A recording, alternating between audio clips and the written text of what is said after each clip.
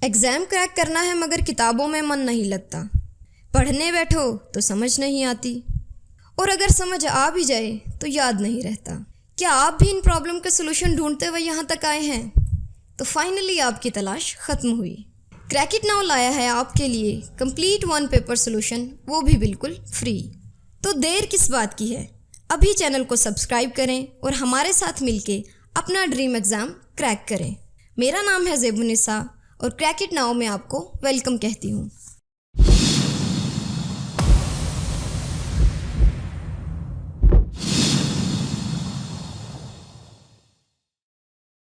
अस्सलामुअलैकुम।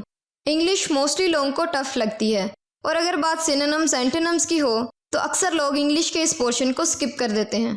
मगर किसी भी कम्पिटिटिव एग्ज़ाम में सिनोनिम्स एंटोनिम्स से क्वेश्चंस लाजमी आते हैं। तो चलिए मेरे साथ मिलकर इस मुश्किल को आसान करते हैं। आई होप आज के लेक्चर के बाद एटलीस्ट ये सिनोनिम्स तो आपको कभी नहीं भूलेंगे। So without further delay let's get started. Our first synonym is abhor and the correct answer is option B, hate. Word की प्रोनाउंसिएशन कुछ ऐसे करेंगे जैसे बचपन में हम सिलेबल्स बनाकर याद करते थे, जैसे abhor, जिसका मतलब है नफरत। चलें इस वर्ड को एक एग्जाम्पल के साथ समझते हैं। आई abhor violence in any form. मैं किसी भी किस्म के वायलेंस यानी तशद्दुद से नफरत करती हूँ, या फिर मुझे किसी भी किस्म के वायलेंस से नफरत है। Our next synonym is bacchanal and the correct answer is option C, drunken party. इसकी प्रोनाउंसिएशन देख लेते हैं। इसे हम कुछ ऐसे प्रोनाउंस करेंगे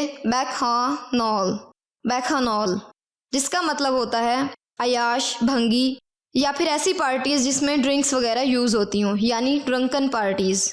इसकी एग्जांपल देखते हैं। The hotel ended the bachelor party after it turned into a noisy bacchanal। Hotel ने बैचलर्स पार्टी को शोर मचाने के बाद ख़त्म कर दिया। Our next synonym is cache and the correct answer is option A, prestige. Cash से याद रखेंगे कि कैशे को कैसे प्रोनाउंस करना है, तो इसे हम प्रोनाउंस करेंगे कैशे, जिसका मतलब होता है इज़्ज़त, वकार, रुतबा। पर इसका एक और मतलब भी होता है, जैसे कि मोहर यानी एंड करना, किसी चीज़ को फाइनल करना, सील या स्टैम्प करना वगैरह। पर यहाँ पर इसका मतलब हम प्रेस्टीज यानी इज़्ज़त, वकार, रुतबा लेते हैं।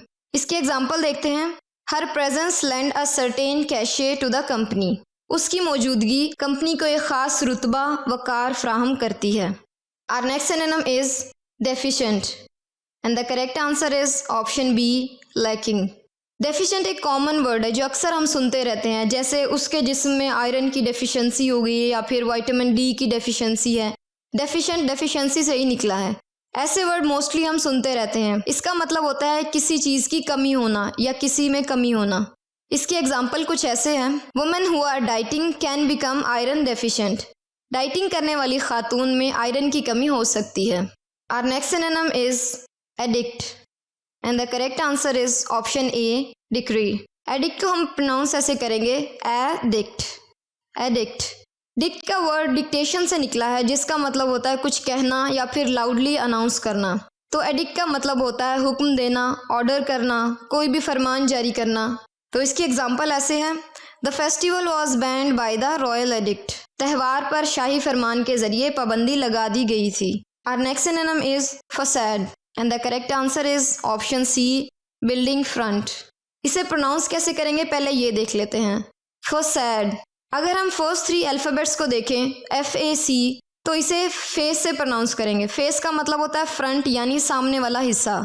जैसे हम कहते हैं कि फेस टू फेस यानी आमने सामने बात करते हैं, वैसे ही फसाड का मतलब होता है सामने वाला हिस्सा है, यानी कि फेस ऑफ द बिल्डिंग। किसी भी बिल्डिंग का फ्रंट पार्ट, उसे हम फसाड कहते हैं। इसकी एग्जाम्पल कुछ यूँ हैं। The facade of the monument looks pretty. Monument का सामने वाला हिस्सा खूबसूरत लगता है। Our next synonym is accomplish and the correct answer is option A, success. Accomplish को कंप्लीट से याद किया जा सकता है। कंप्लीट का तो सबको पता होगा, मुकम्मल करना, पूरा करना।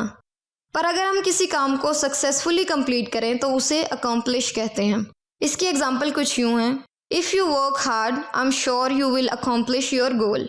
अगर आप मेहनत करेंगे तो मुझे यकीन है कि आप अपना मकसद पूरा कर लेंगे। Our next synonym is affect and the correct answer is option C, influence. Affect का मतलब होता है असरअंदाज होना। ये एक रेगुलर वर्ड है जो अक्सर हम सुनते रहते हैं। जैसे हम कहते हैं कि बहुत ढीठ है ये, इस पर किसी चीज़ का असर नहीं होता, वो हम अफेक्ट में लेते हैं, असर होना। इसकी एग्जांपल है your opinion will not affect my decision. आपकी राय मेरे फैसले को मुतासिर नहीं करेगी, या फिर आपकी राय का मेरे फैसले पर कोई असर नहीं होगा। Our next synonym is refrain and the correct answer is option B, avoid. Refrain को प्रोनाउंस करेंगे रीफ्रेन, जिसका मतलब होता है परहेज करना, इज्तनाब करना, गुरेज करना या फिर रुकना किसी भी काम से। इसकी एग्जांपल देखते हैं। He refrains from arguing with officials. वो हुक्काम यानी ऑफिशियल्स के साथ बहस करने से गुरेज करता है। Our next synonym is decline and the correct answer is option A, refuse. इसे हम प्रोनाउंस करेंगे डिक्लाइन। इसका मतलब होता है रद्द करना, इनकार करना, मना कर देना किसी काम से। इसकी एग्जांपल कुछ ऐसे हैं। I decline to answer that question. मैं इस सवाल का जवाब देने से इनकार करता हूँ। And the next synonym is extinct and the correct answer is option D, destroyed. X का मतलब तो हम सबको पता होगा, जोक्स अपार्ट। एक्स का मतलब होता है पुराना या जो ख़त्म हो चुका हो। टिंक्ट का मतलब होता है रंग। तो एक्सटिंक्ट को हम ऐसे लेते हैं कि जो चीज़ ख़त्म हो चुकी हो या पुरानी हो जाए या फिर मौजूद ना हो। इसके लिए एक वर्ड यूज़ होता है मादूम या फिर नापैद। तो इसकी एग्जांपल देखते हैं। Dinosaurs have been extinct for millions of years. Dinosaur लाखों सालों से मादूम हैं। Our next synonym is commend and the correct answer is option A, praise.